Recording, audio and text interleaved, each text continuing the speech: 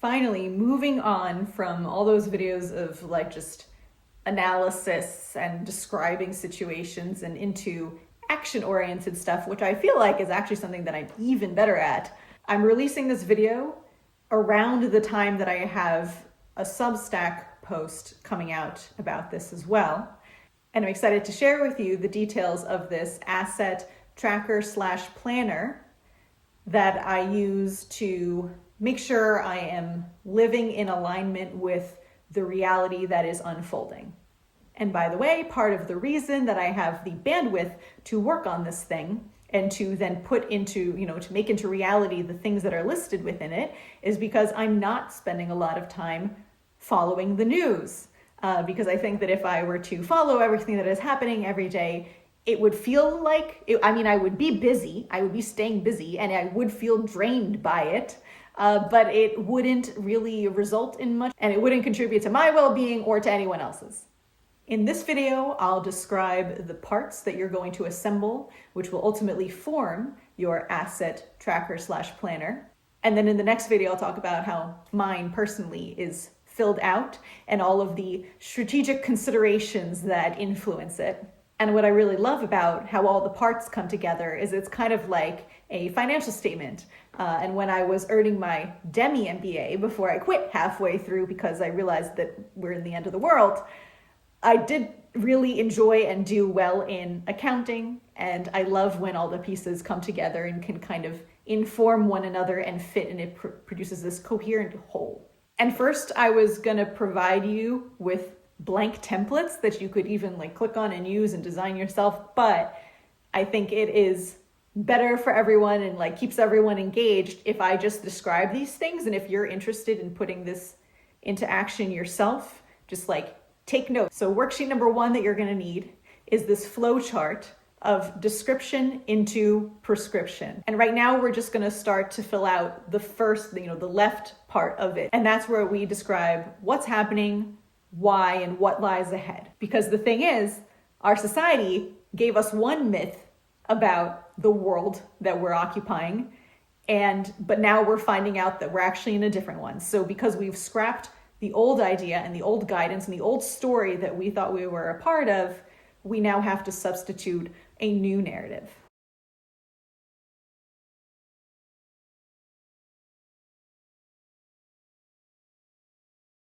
Of course, many of you have been following my content and a lot of other people's content, and so you probably already have your own idea for how you would answer those questions of what's happening, why, and what lies ahead. But if by chance you're new to this, I'm going to link 3 sets of articles or Substack posts of mine below.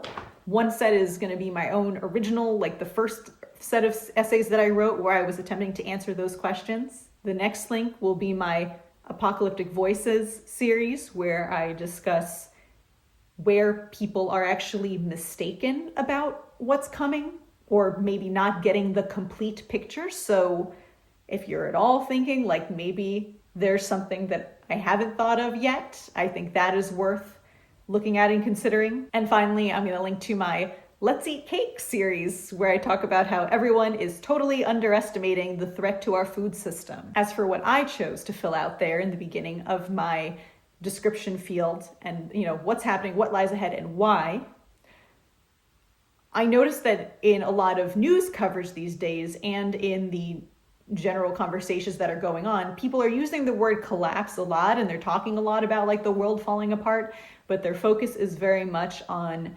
political issues and quality of life. Whereas what's been most salient in my brain has always been the ecological side of things, which says that there's also going to be a reduction in the quantity of lives. And I tend to be very focused on the future limitations to supply chains and access to goods and services, which I feel is not a lot of people's focus right now. They're worried about rights and violence and war and government agents and persecution and that kind of stuff, and they're not thinking about the most fundamental requirements of survival. And I don't know if it's because those things are so fundamental that we just take for granted that they will continue to be there. And I think that actually, if you focus on those things as opposed to the rise of fascism,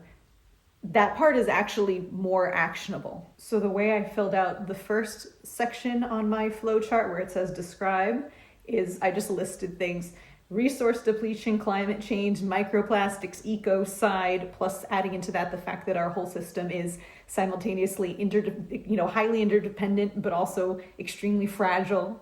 And then, that's a lot to process. And so then when I distilled it into what I'm predicting, I went for the industrial digital system on which many of us rely for thermoregulation, water, and food has no future and will be expiring over the next few decades. So it was very specifically listing the things that are gonna be going away or not being available in the form that we're used to, the thermoregulation, water, and food.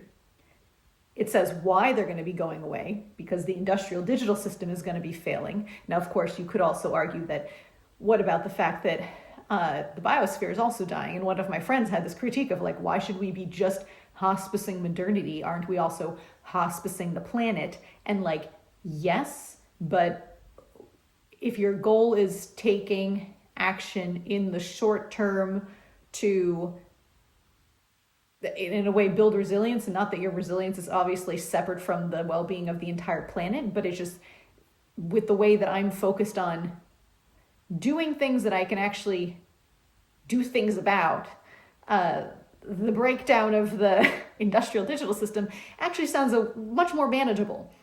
So there's that, and then I gave myself a timeline as well, or it's implicit in there, is that this is going to be happening over the next few decades, I think. So that's your description section, or you can put whatever you want there.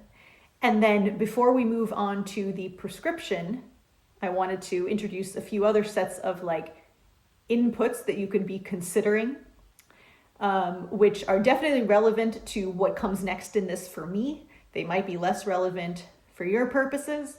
But anyway, one of those is this list that I created of ways to suffer and die, because there are so many threats coming our way. Again, it's AI, nuclear war, this, that, whatever. And it's a super long list. If you see even when the World Economic Forum or the leaders try to create some kind of depiction of all of the poly crisis and stuff, there's just so much going on. And I find it easier to handle if I instead ground myself in the much shorter list of 6 categories in ways that you can suffer, and then one of those is eventually also going to be your cause of death. So those 6 are: 1, loss of thermoregulation. You can die within hours of developing either hypothermia, which is more common, or dying of heat stroke. And of course, the way that we manage for this in the modern world for now is we have heating or air conditioning, but those aren't going to be a thing. The next one is water. You die within days without clean, drinkable water. Half of the hospital beds in the world are occupied by people who are suffering from some type of disease that is related to contaminated water that they drank. And so if you're someone who hasn't or isn't currently experiencing that, that it's actually weird. It's almost weird to not currently be having, a fever and diarrhea or something because you drank some bad water. And that's another temporary luxury, the fact that that's not something that we have to worry about. The third one is, of course, food. We need to eat to live. And it's funny because when I have a whole series where I complain that when everyone these days is talking about resilience and collapse, blah, blah, blah, and then they don't mention food as a concern. Again, because our focus is so much on either natural disasters or political persecution. But there's this other area that we are taking for granted, which is the functionality of supply chains. And without food, I saw one place, the rule of 3 is 3 minutes without air, 3 hours of hypothermia, 3 days without water, and 3 weeks without food, but I've also heard that you can actually go more than 3 weeks without food, but whatever, not really long, probably not a year, right? Like if you don't eat for a year, you're definitely done. Within this one, I would also include malnutrition. So it's not only that you need to be getting calories, and calories are the most important thing, as are macronutrients, but also without micronutrients, you will start to suffer. I've been reading crazy things about, not the various vitamin B deficiencies. Oh, pellagra. You're missing one particular vitamin B, and then whatever number after it. And it doesn't sound pleasant. None of them do. And these conditions were like pretty common, it sounds like. And so feel free to go down that rabbit hole. Like I said, vitamin B deficiencies, pellagra. Generally, the point is that you want to be eating a good, diverse diet. Knowing that is the easy part. Putting it into practice today, even, let alone in the future, is where the bigger challenge is. And the reason that we actually don't experience it as much now is because they add it to a lot of our foods. So if you look at your breakfast cereal that you eat in a bowl with milk, it'll have things like niacin and I think thiamine also. Those are B vitamins. And so you're getting dosed with this stuff now, kind of like the way that the fluoride is in the water and everything, so you don't really have to think about it. But that's another thing that's not going to continue to get forever. So if in the absence of your Frosted Flakes, which themselves are an issue, but if in the absence of those, you're not actually getting enough of your B vitamins, that's something to think about. So far we have, you at least feel awful and possibly die if you don't keep your body at a moderate temperature, if you don't stay hydrated, and if you don't eat enough. The next one is going to be, obviously, you're not in good shape if you get sick. Nowadays, a lot of these aren't a top concern because we have modern medicine that handles so many of them. But for example, you've got malaria. I haven't taken anti-malarial medication, and I don't know if it lasts a lifetime, but and will mosquitoes make it all the way up to New York during my life? I don't know, but that's surely going to become more of a problem for somebody somewhere. Lyme disease, we definitely have lots of ticks where I am, and we're going to be spending more time outdoors for sure. Rabies is another one, especially because, again, if you're outside, there's just a higher chance that you're going to encounter an animal. Tetanus exists in soil, and so if you have a cut on your hand and then you dig your hand to soil and there happens to be some tetanus there, you can develop that. And we do get a booster every 10 years. But it's like, okay, at some point that 10 years is going to be up and you're not going to be able to get that new booster. Botulism, it comes from a toxin that microbes make in food that you have preserved. So I could totally see if more people start doing food preservation and canning, and people do an imperfect job, the same way that, when you read about like birth control, they're like, well, with perfect use, it's 99% effective, but with regular everyday use, it doesn't go as well. We don't have as much of a success rate. And so for sure, people are going to be messing up. And even back when people started doing canning, which was actually just around the start of the Industrial Revolution, and even back then, mistakes happened, and I don't know if I've seen it. There's like a picture, apparently there exists a picture of a whole family sitting around the dinner table, all having died while just sitting there, because it like paralyzes you. That's why we also inject it for Botox, but it paralyzes you on the inside. And I would say it's not like we're much smarter now. Like, this is the generation that swallowed Tide Pods. Then there's hantavirus, that thing that killed Christopher Reeve out of nowhere and his wife. And that's transmitted by mice. Bird flu, who knows where that's going, as well as like HIV. Like, HIV is still around, and right now we have PrEP, but we aren't going to have PrEP in the future. So that was contagious illnesses. And number 5, we're getting into disease and injury. So I'm talking about medical conditions that are either, and I don't know if this is the correct category, maybe someone's a doctor out there, but whatever. I'm thinking about stuff that, rather than stuff that you catch from either another human or some other animal, this is things that you were either born with or you develop them as a result of your living conditions and your lifestyle. So that includes minor stuff like sunburns and poison ivy. Again, if we're all outside a lot more, that's going to be more common. Injuries, whether from human animals, other animals, or you yourself just having some kind of accident, again, because we are going to be spending more time outside and more time doing physical work and maybe taking stupid risks. Autoimmune and neurodegenerative disease. I wouldn't say that there's necessarily going to be a heightened risk of developing that, but if you do have it, you're not going to have the same resources for dealing with it as you do today. There's also diseases that arise from whatever you're exposed to in your environment, whether that's in the air you're breathing, the food and water that you're consuming. So that's basically just the different types of cancers in every potential organ of your body, plus stuff like liver disease, heart disease, diabetes, arthritis, osteoporosis. And finally, number 6 is just my catch-all for like mental, emotional, social angst, because I wanted to acknowledge that you could be getting everything right in those first 5 categories and feel like you're safe and insulated against all of the threats that are coming towards you related to collapse. But then if you aren't also remaining happy and having friends and finding purpose and making sense and like whatever in all of this, like you're still going to be, in a sense, unwell. You'll be surviving, but you won't be thriving.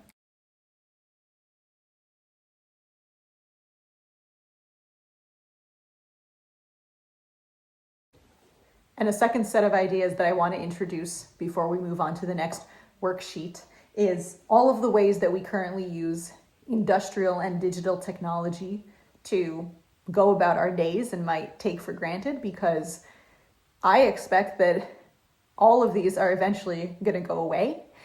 So what I suggest you think about is, how is each of the industrial technologies and their purposes that I'm about to list, what does that have to do with your well-being, and how important is it to you to make sure you have a good plan for being able to replace that? So these include illuminating things at night, light bulbs. Without that, you're stuck in the dark at night, especially in the winter, unless you have some alternative source of illumination. The next one is either passively receiving information or actively looking it up.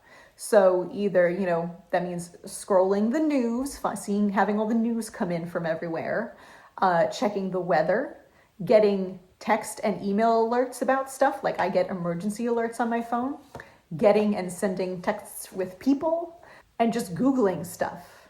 That's, I think, such a big one that everyone is not taking advantage of right now, is like, you aren't going to be able to Google things forever, so now is your chance to Google everything you're ever going to want to know.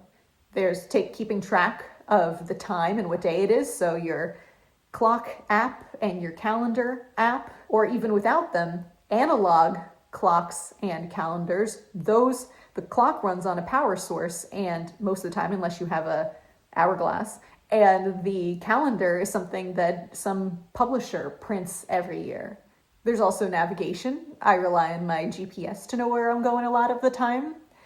And I have this general category as well for like brainstorming. So when I want to think a problem through, either I might type something out into a document or create an Excel spreadsheet, or even, again, in an analog way, I might sketch out some kind of flowchart in a notebook, but those notebooks currently in my house exist in finite supply, as does the pen, ink, and pencils. And so if I run out of those at some point in the future, am I sure that there's going to be more of them? Moderating the temperature in your home, manufacturing medicines and medical supplies and delivering medical services, moving things around, transporting our bodies to and from places, and transporting goods around. When there's a wildfire out, purifying the air, getting into the agricultural system, even if you aren't directly involved with it, the fact that you can eat is oftentimes, especially for the most part of my listeners, reliant on industrial methods of planting crops, harvesting the crops, processing them, delivering them to where you go to pick them up, preserving them, oftentimes in your fridge, or even if we're going to do some kind of like canning method, that takes energy, and it takes other materials that have to be manufactured, and then also to cook the food requires energy. Then there's water. We use industrial energy these days both to move it and to make it safe to drink.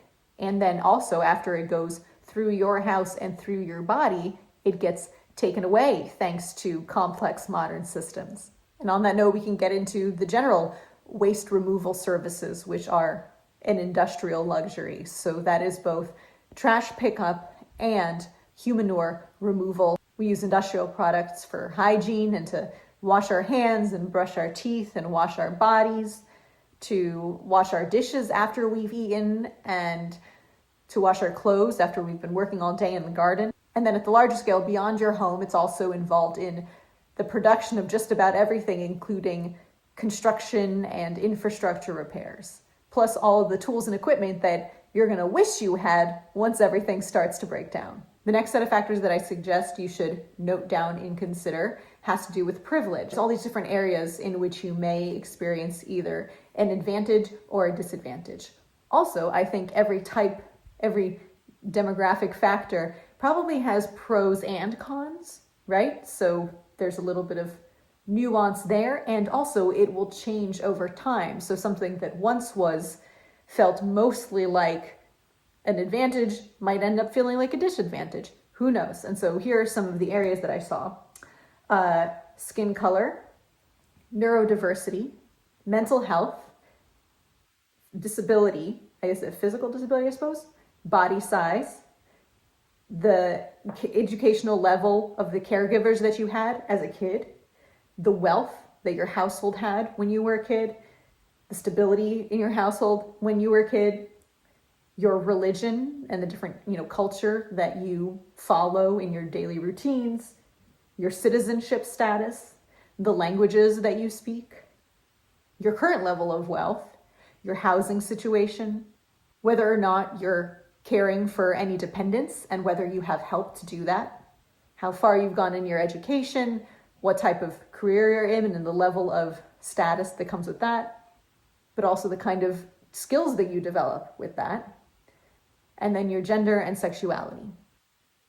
Along these lines, something that struck me once was I was listening to one of Gooby's older videos, maybe from like a year or even more than a year ago, and he was saying how he and his partner had considered moving out of the more urban setting, or maybe suburban, in the Pacific Northwest where they're located, to go to the countryside. But because he is of Korean descent, even though he's American and was born in Oklahoma, they are worried about encountering racism out there in the countryside. So he and his partner decided that that wasn't an option that they, at least at that point, were going to explore. And for me, it was so easy to just make the decision to move from New York City to upstate. So I'm naming that now so that when I tell you more, like in the next video, about the various things that I've done, it's all very specific to each person's situation.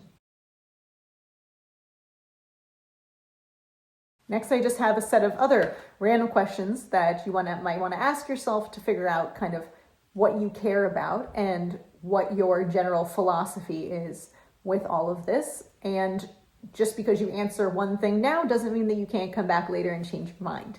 So one of those questions is, are you the kind of person that wants to enjoy something while it lasts or get over it in advance? So there's that phrase like, you can't fire me, I quit. Well, one thing that was an obvious case for me of I'm just going to abandon this is travel. As soon as I figured out the world is ending, travel lost all appeal to me. Partly because I was kind of only doing it just because I didn't know what else to do with myself. Like when you spend 40 hours a week for most weeks out of the year working a desk job or any kind of job, and you don't really have time to think about what you might want to do during your vacation. And of course, vacation is only ever so long, so you can't do anything too interesting with it. The default is travel. Everyone books a flight to somewhere when they take a break from work. And so I was kind of just following along with the fact that you were supposed to do that.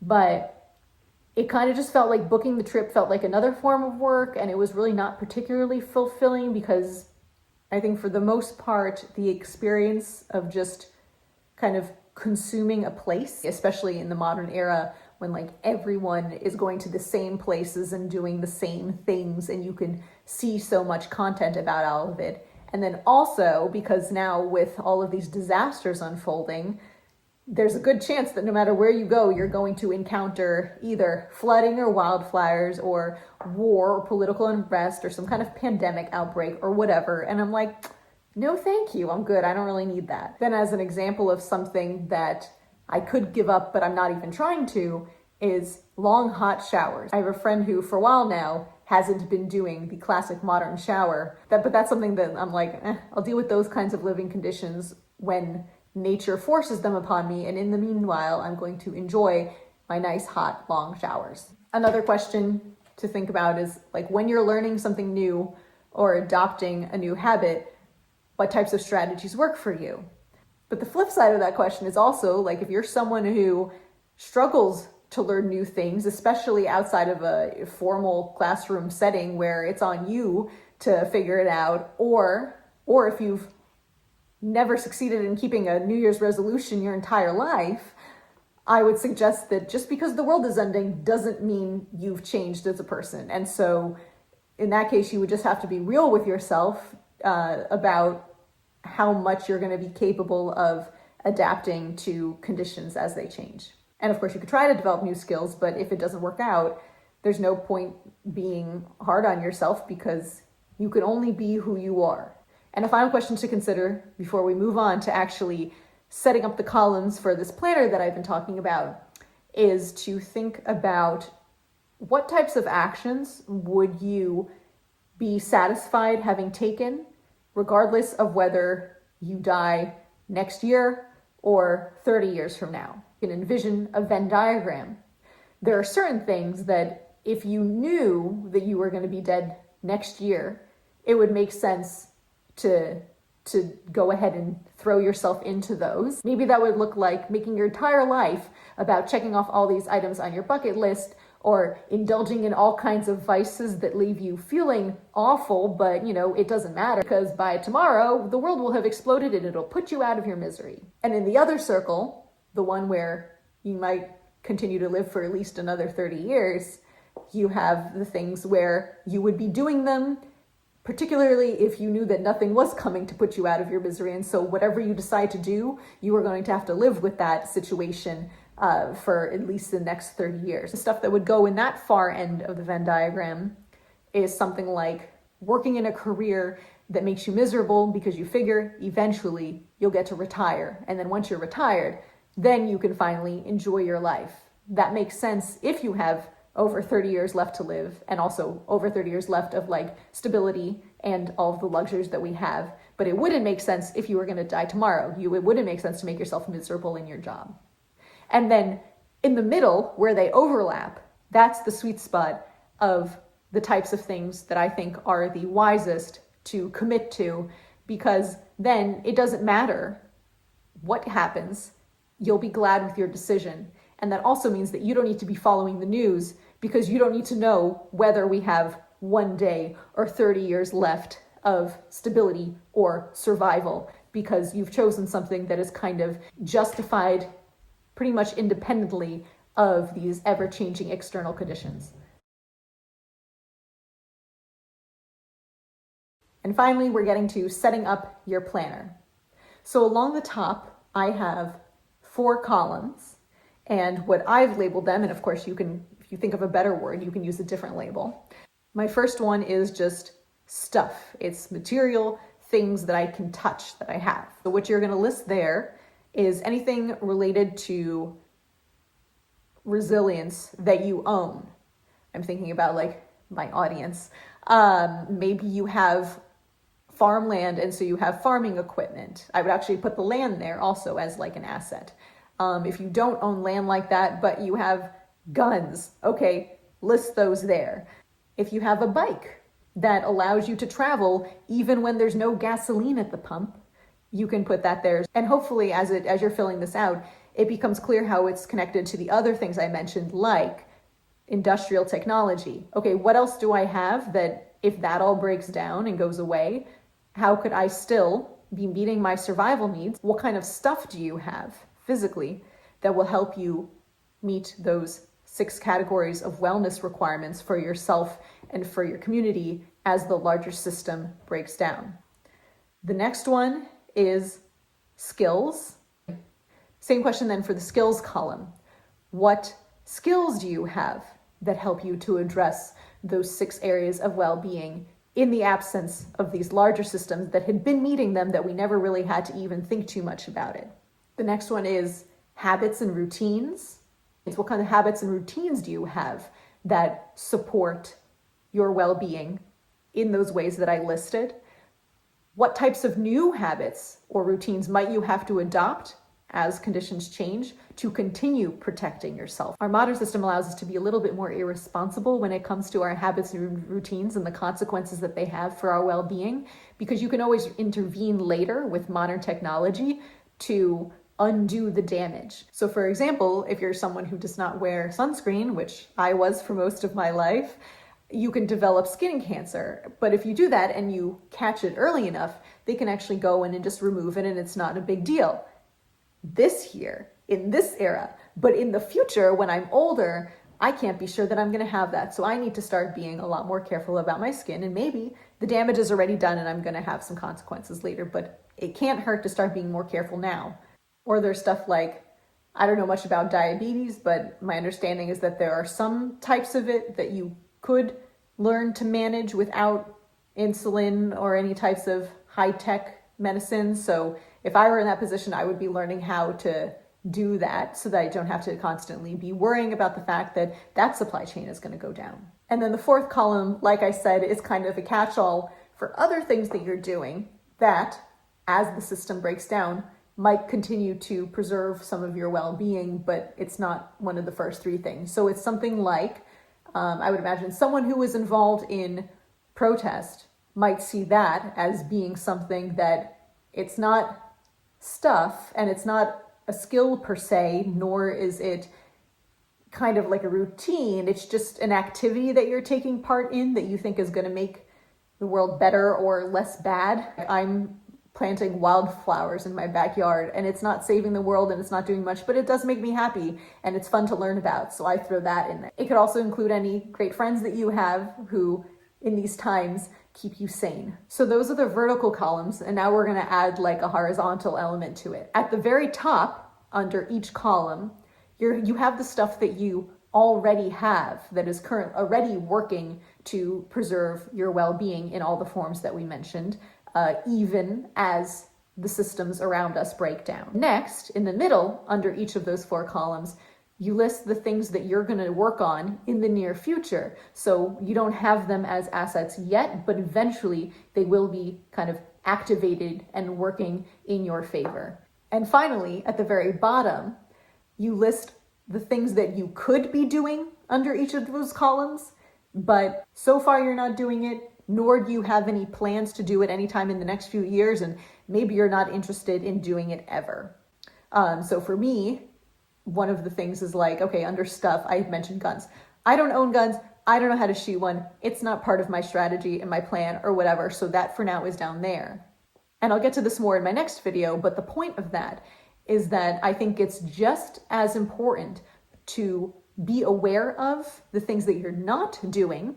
So that way it's not actually a blind spot. It's an Achilles heel that you're kind of choosing to have and that you've decided that you're okay with it. So you're really aware of it and owning it. And also, with it being listed there, it makes it easier in the future, as conditions change, to change your mind. Maybe you will then bump it up into the middle section at some point to be something that you then incorporate into your plan of stuff to get to in the more immediate future. As a final part to today's video, I will mention, and I also recommend that you do this, is I've taken everything that's in my middle section and I put it into the sequence in which I tend to tackle each of those things. And then I even assigned a year to each of them. So I've basically got all of my New Year's resolutions set for the next few years.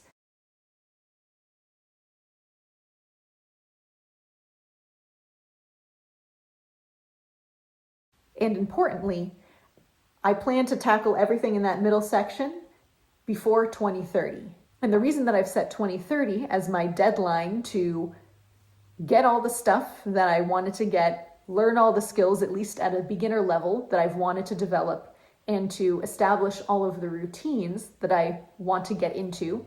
It's not because I'm expecting that 2030 is going to be complete Mad Max, but it's because I think that over time, there's going to be more stress and distress.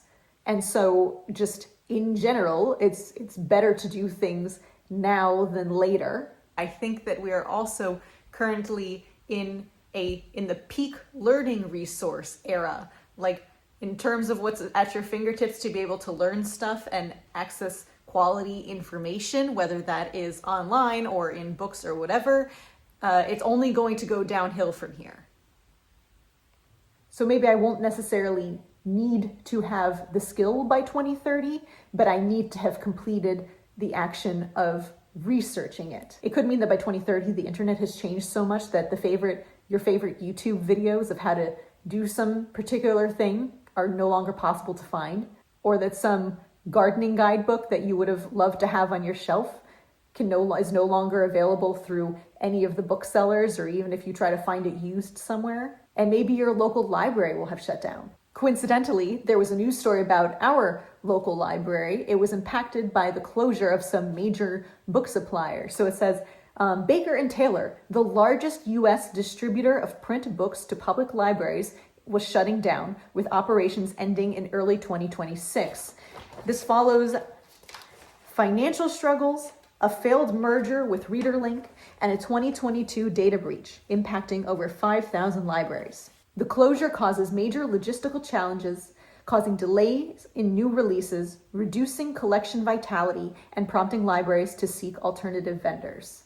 So is that the end of the world? No. But does it mean that maybe if there was a specific book that you were going to look for, it suddenly became a lot harder to get your hands on it? Possibly. Another thing is that you need more than 5 years to get good at something. So if I think I'm going to need a skill in 2036, I actually do need to start working on it in 2026 so that I can have a certain level of competence and confidence.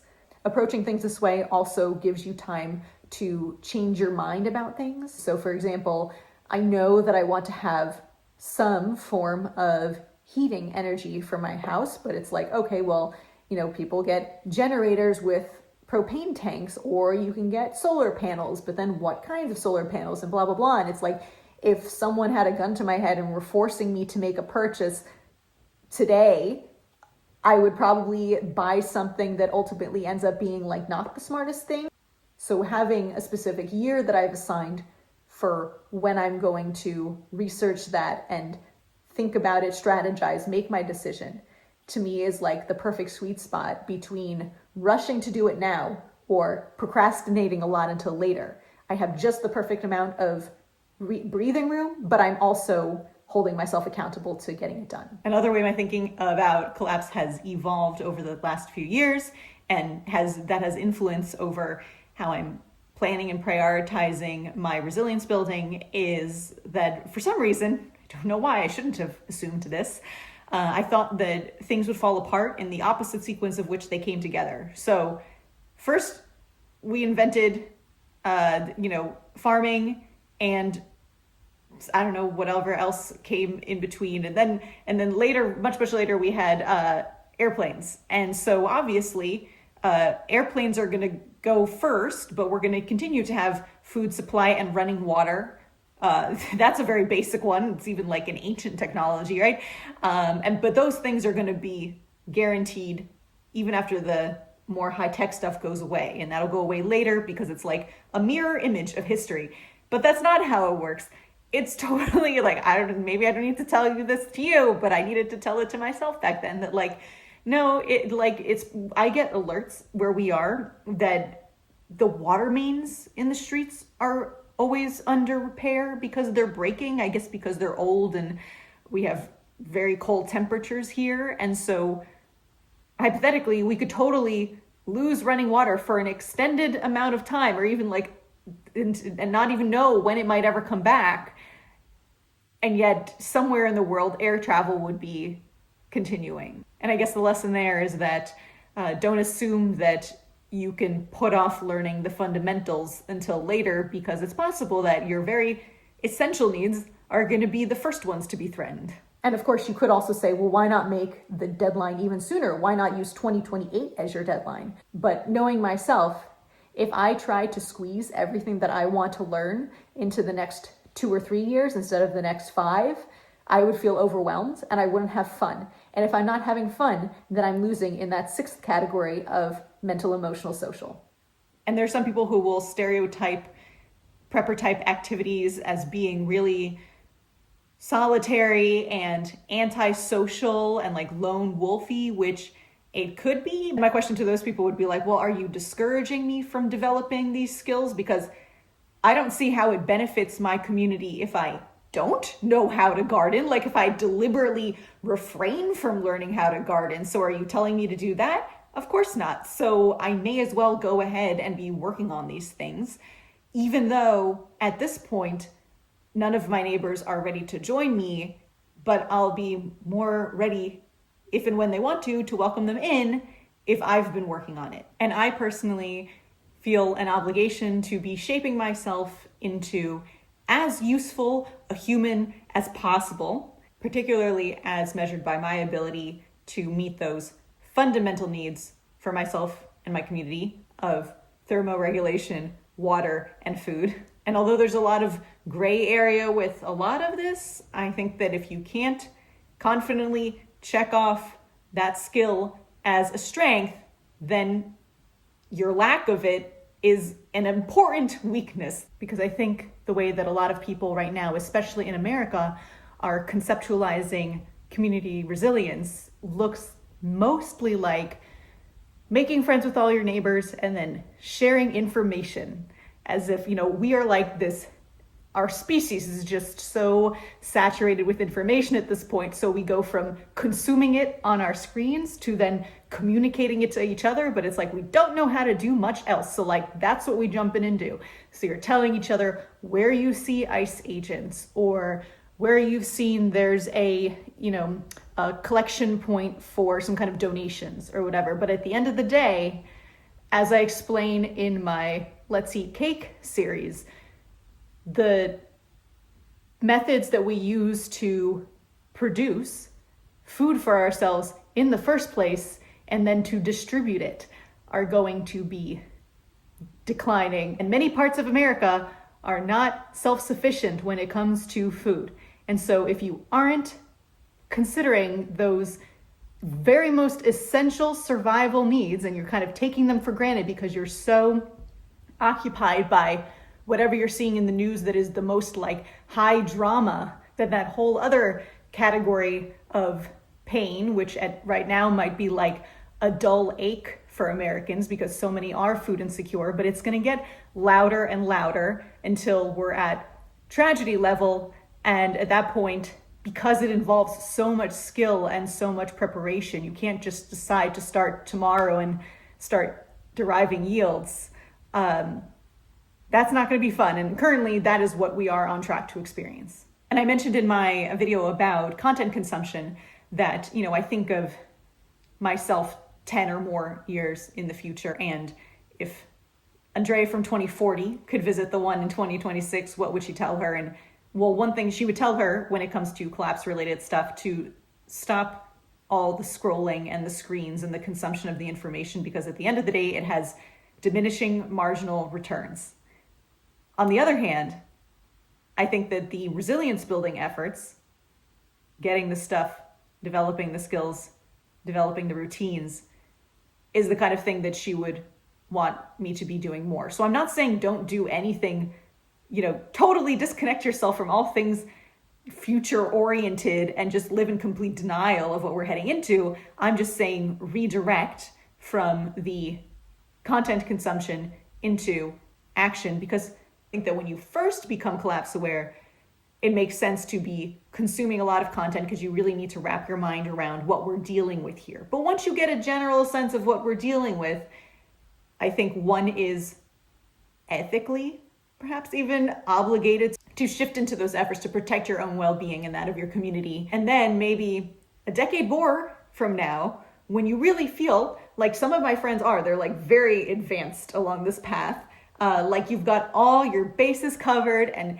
maybe even like, oh yeah, you're ready to kind of coast through everything that's coming and you're prepared to meet the challenges, then it makes sense to go back to just monitoring everything that's going on. In an average month recently, or an average week, I would spend 20 hours a week researching gardening stuff, 6 hours on like fitness, which has just been my lifetime routine, and maybe 2 hours max chatting with people about collapse, because ultimately the chatting's fun, but it doesn't teach me as much. That's gonna be it for this video, but I would love to hear from you guys in the comments and talk amongst yourselves.